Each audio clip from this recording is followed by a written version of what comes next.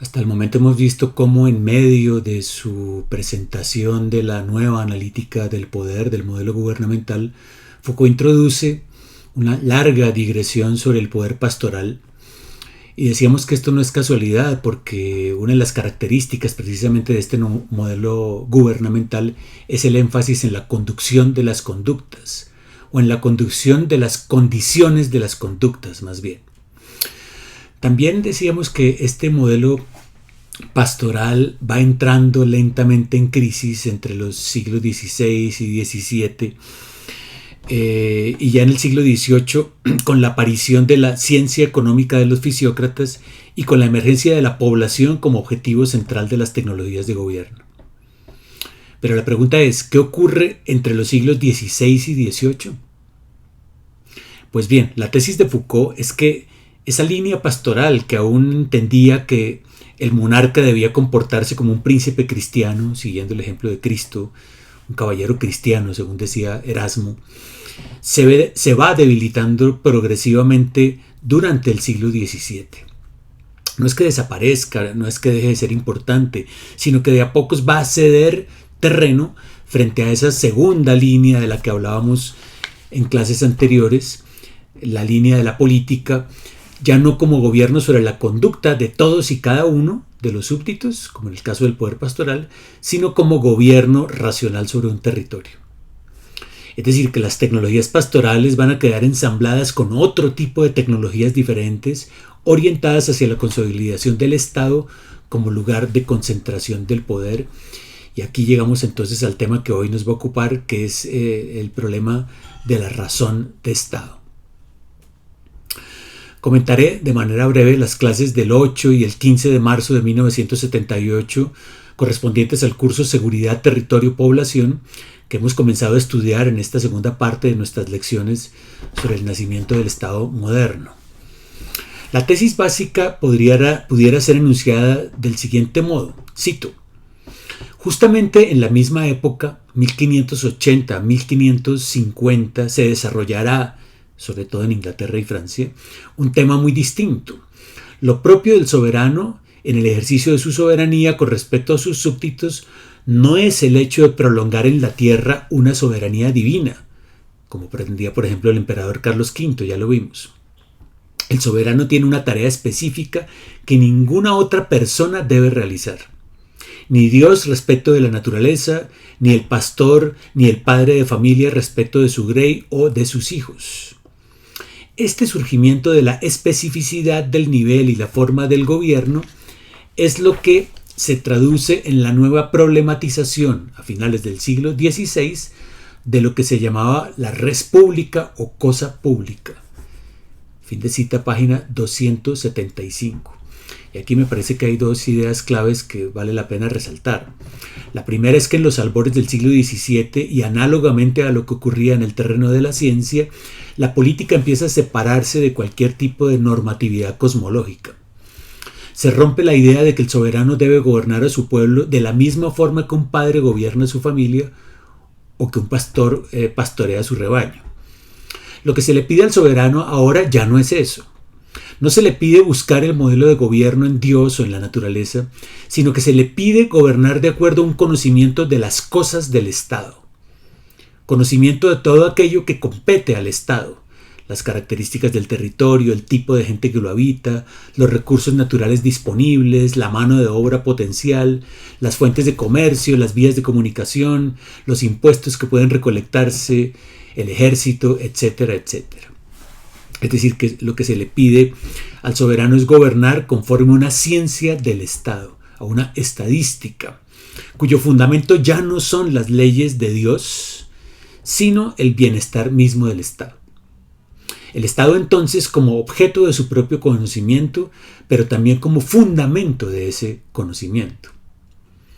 Esto es lo que desde finales del siglo XVI y comienzos del XVII se llamará la razón de Estado. Y para saber cómo funciona esta razón de Estado, que según Foucault es una tecnología de gobierno, nuestro filósofo apela a los textos de dos teóricos italianos, Giovanni Botero y Giovanni Palazzo.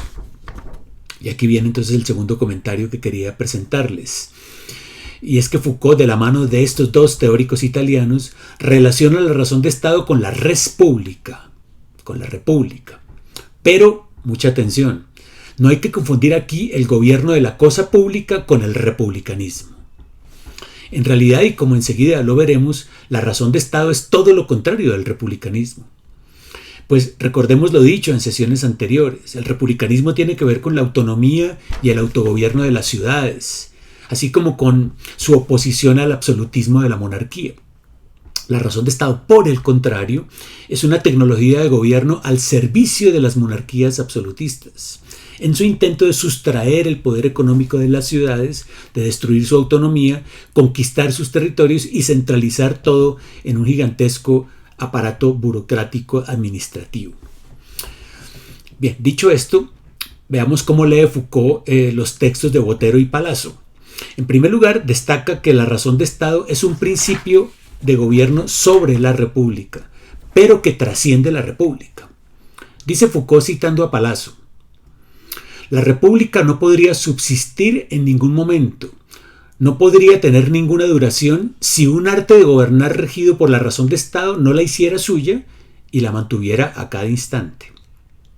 La república misma no sería insuficiente ni capaz de mantenerse en la tierra ni siquiera una hora, dice Foucault, citando a Palazzo. La debilidad de la naturaleza humana y la maldad de los hombres hacen que nada pueda conservarse en la república si no hay en todos los puntos, en todos los momentos y en todos los lugares una acción específica de la razón de Estado que asegure el gobierno de una manera concertada y deliberada. En consecuencia, siempre, en todo momento, es necesario un gobierno. El gobierno como acto de creación continua de la república. Fin de cita de la página 299. Es decir, y aquí radica precisamente la diferencia entre la razón de Estado y el republicanismo. En la tesis de que los gobernados no son capaces de autogobernarse, siempre necesitarán del soberano, siempre necesitarán de una guía, de un tutor, de alguien que les gobierne. Son siempre malvados, dice Foucault, desobedientes, inconstantes, y por eso necesitan ser dirigidos, gobernados por una instancia superior, por un leviatán, como diría Thomas Hobbes. Y para eso está precisamente la razón de Estado, que como decíamos es una técnica de gobierno que el soberano aplica. Un conjunto de estrategias guiadas por la estadística o ciencia del Estado que le ofrecen orden y seguridad a las gentes que habitan el territorio. Estas gentes, decía Palazzo, desconocen por entero los principios de la ciencia del Estado que son asequibles solamente a una pequeña élite de funcionarios de la monarquía y de burócratas que aconsejan al monarca. A partir del siglo XVII, gobernar significa entonces desplegar un aparato de saber articulado a un aparato de poder que es el Estado. Bien, en segundo lugar, dice Foucault, citando esta vez a un teórico francés de mediados del siglo XVII llamado Gabriel Naudet, la razón de Estado conlleva necesariamente el golpe de Estado. ¿Qué significa esto? Sencillamente aquello que Agamben denominase el estado de excepción. Es decir, que el Estado tiene la potestad, tiene el poder de suspender las leyes indefinidamente cuando considera que algo amenaza la estabilidad del Estado mismo. El golpe de Estado no es una acción de actores que luchan contra el Estado, sino que es una acción del Estado. Vale, pero una acción del Estado ¿contra quién? Pues contra el orden normativo que supuestamente debe legitimar la existencia del Estado. Dice Foucault, cito, ¿qué es un golpe de Estado en el pensamiento político de inicios del siglo XVII? Ante todo, una suspensión, una cesación de las leyes y la legalidad. El golpe de Estado es lo que excede el derecho común. Es una acción extraordinaria contra el derecho común. Una acción que no guarda ningún orden ni forma alguna de justicia. En este sentido, ¿el golpe de Estado es ajeno a la razón de Estado?, pregunta Foucault, y él mismo responde, en absoluto. Pues la misma razón de Estado no es para nada homogénea. Homogénea a un sistema de legalidad o de legitimidad. Es decir, que existe una heterogeneidad entre la legitimidad fundada en el derecho y la razón de Estado. En efecto, la razón de Estado debe comandar no según las leyes, sino de ser necesario, las leyes mismas deben acomodarse al estado presente de la República. Por lo tanto, el golpe de Estado no es una ruptura con respecto a la razón de Estado. Al contrario, es un elemento, un acontecimiento, una manera de actuar que se inscribe en el horizonte general de la razón de Estado. Es decir, algo que excede las leyes o en todo caso que no se somete a ellas. Fin de cita de las páginas 302 y 303, y aquí de nuevo es claro la gran diferencia que existe entre la razón de Estado y el republicanismo, pues el republicanismo hace énfasis precisamente en la capacidad de autogobierno de los ciudadanos, en el gobierno de las leyes, en la búsqueda del bien común y la participación activa del ciudadano, en las cosas que competen a la res pública.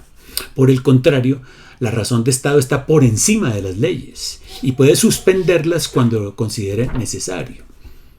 Tampoco se ocupa del bien común, sino únicamente del bien del Estado, de su conservación y de su salvación. No le interesa la felicidad pública, sino tan solo el bienestar del Estado mismo. No es por tanto el Estado el que sirve a la ley, como ocurre por ejemplo en un Estado de Derecho, sino que es la ley la que sirve al Estado. No es la verdad de la ley que los ciudadanos se han dado a sí mismos lo importante, sino el aseguramiento de la conservación del Estado. Lo cual recuerda nuevamente la sentencia de Hobbes con respecto al Leviatán. La autoridad, no la verdad, es lo que hace la ley. Bien, desde luego que si de garantizar la integridad del Estado se trata, entonces cualquier acción, por violenta y represiva que sea, estaría plenamente justificada. El uso de la violencia estatal, el terrorismo de Estado, digamos, no se encuentra supervisado ni limitado por la ley, no se inscribe en un marco de legitimidad. Es legítimo solamente lo que hace el Estado, más allá de lo que la ley permita o prohíba. Y aquí estamos, como puede verse, en las antípodas tanto de la ratio jurídica como de la ratio pastoralis. La razón de Estado está por encima de ellas, pues ahora el soberano ya no debe someterse a ninguna normatividad divina, pero tampoco se comporta como un pastor que se sacrifica por sus ovejas.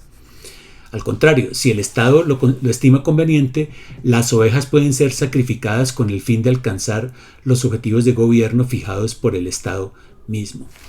De manera que, como vemos acá, ya no es la salvación de todos y cada uno el objetivo de las técnicas de gobierno, como propugnaba el poder pastoral, sino que ahora se trata única y exclusivamente de la salvación del Estado, con independencia de cuántas ovejas tengan que ser sacrificadas para lograr este objetivo.